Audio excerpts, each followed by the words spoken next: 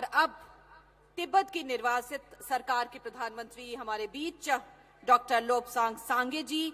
आप जानते हैं कि भारतीय छात्र संसद की गवर्निंग काउंसिल के आप सदस्य हैं और उनका प्रोत्साहन मार्गदर्शन हमेशा भारतीय छात्र संसद के साथ रहा है। हमारे अधिवेशनों में वो शरीक होते हैं।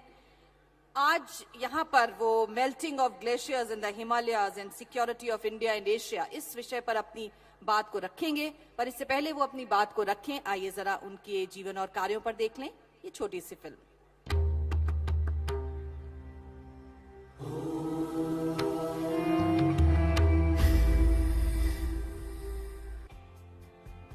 Lobsang Sangay is a legal scholar and politician. He became Sikyong of the Tibetan government in exile on 8th August 2011. Sangay was born in a refugee community in Darjeeling in 1968. With a typical settlement background amidst fields, cows and chickens, fetching wood in the forest and helping his parents' small business, including selling winter sweaters. He is currently the Prime Minister of Tibet. After graduating from the Tibetan school in Darjeeling, Sangay received his BA honours and LLB degrees from the University of Delhi in India. In 1995, he won a Fulbright scholarship to Harvard Law School, where he subsequently received his LLM degree the same year. In 2003, Sangay organized 5 conferences between Chinese and Tibetan scholars, including a meeting between the Dalai Lama and 35 Chinese scholars at Harvard University.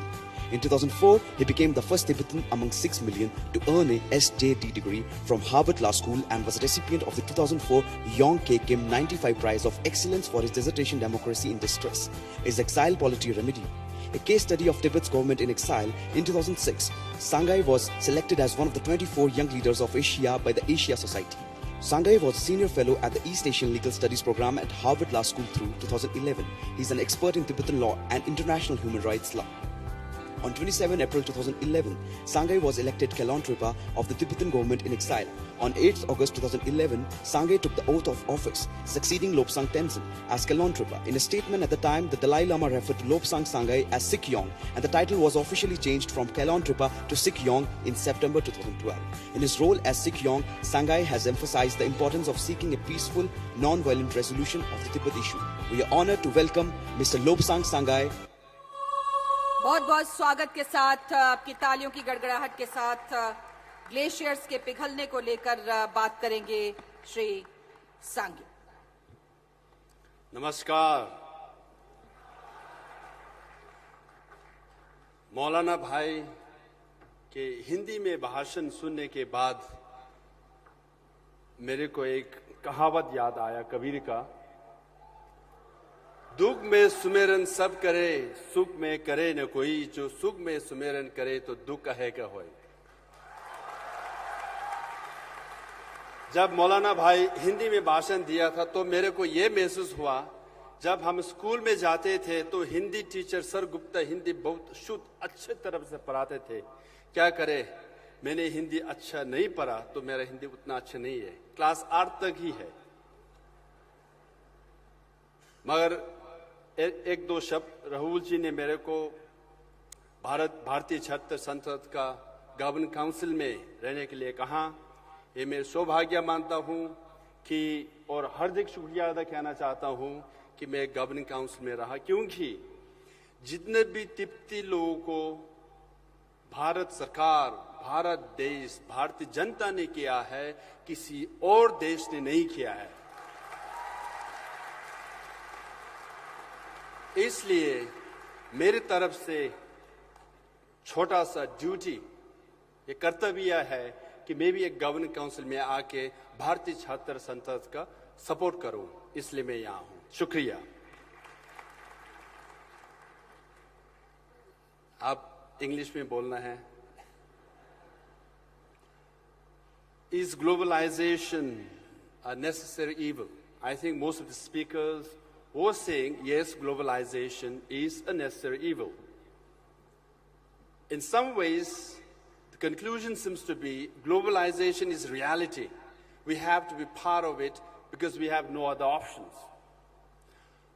And the speakers talked about mostly in market terms. As far as economy is concerned, WTO, GATT, and the rest, globalization is reality. India has to be part of it. But also, if globalization is a reality, then it's also another reality that we have only one Earth. We have only one home.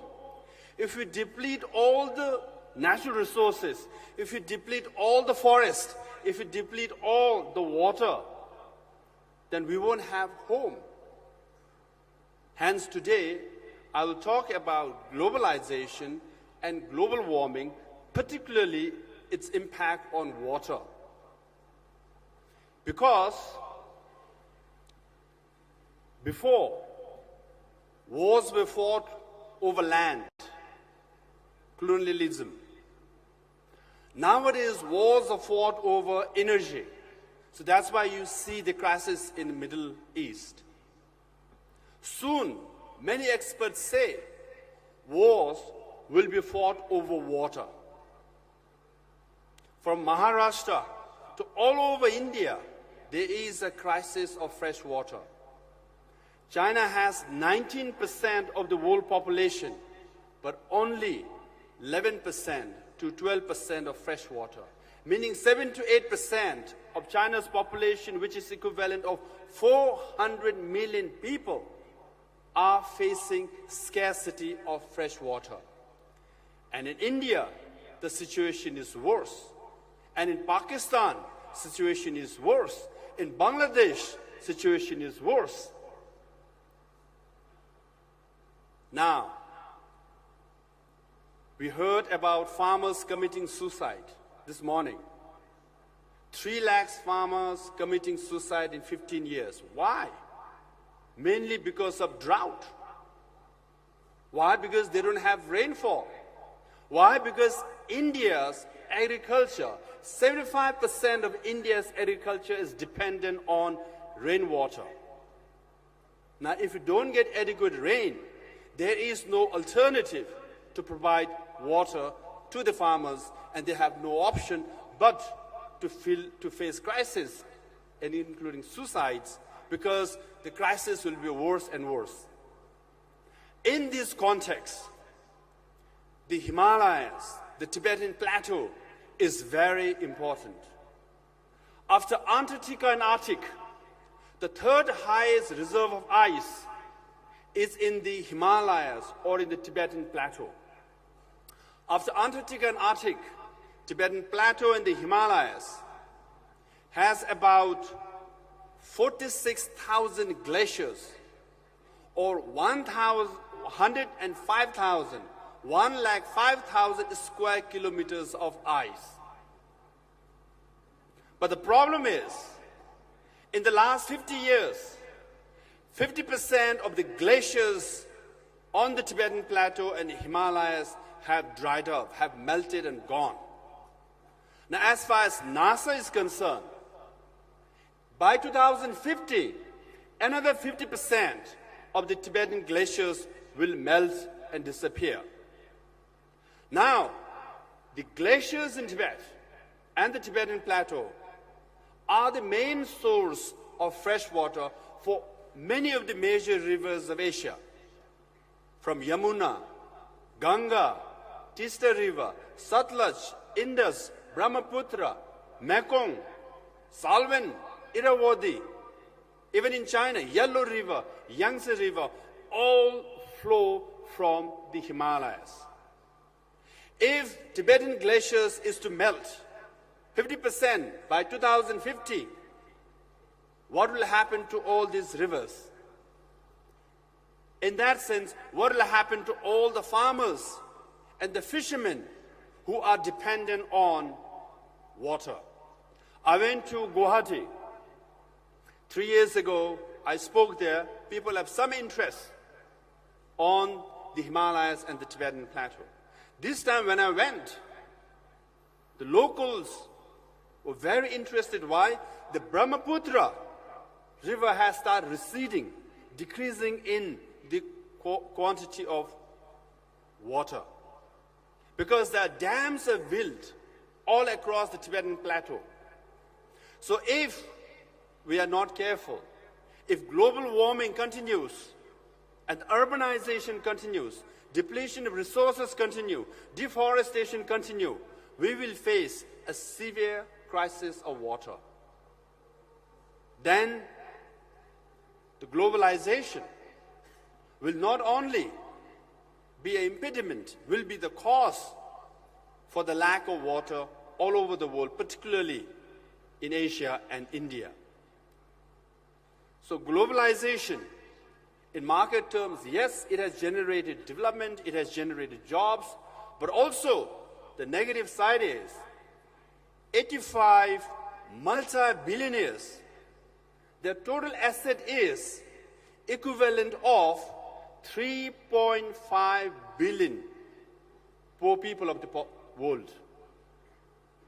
Similarly, you heard from Rahul Devji that because of globalization, the local cultures are disappearing, local language is disappearing. Maharashtrian culture. Till we watched the movie Baji Rao, we didn't know much about the history, rich history of Pune. So in that sense, globalization is necessary, but if you're not careful, it can have an impact on the world which will be far-reaching and dire consequences for the whole world. So hence, India has agreed to be part of the agreement to reduce global warming by 2% by 2100, which means from 2030 to 2050, there should be zero emission. Now, how do you achieve that? Zero emission from 2030 to 50 if we are to reduce or reach the 2% of global warming as compared to the pre-industrial area. All of us must take part in making sure that global warming is addressed. If not, the glaciers will melt and the water crisis will come. And hence, I like yesterday's the Youth to Youth app, in which it is concluded that we all must think big, but act small. Now, we all must think big about globalization, global warming, but we all must act small. And each one of us must do our part to make sure that global warming does not become more dangerous and the glaciers on the Tibetan Plateau melt fast and disappear. What each one of us can do. Hence, these are your duties, assigned duties. As a member of the Governing Council, I assign to you. Air condition generates carbon monoxide. Fridge generates more carbon monoxide. Television, computer, phone, car, motorbikes, all these are the source or the cause of global warming. And if you use less of this, then we will reach the 2% target by 2100. I hope you all will take this seriously, because once the glaciers over Tibet and the Himalayas are gone, there will be drought all over Asia and India. That will be the biggest security threat for India and for Asia. Thank you.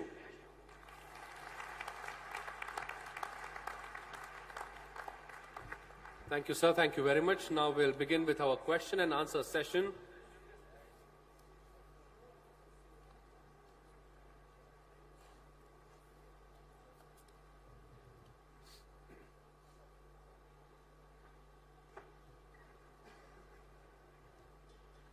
So, question and answer session.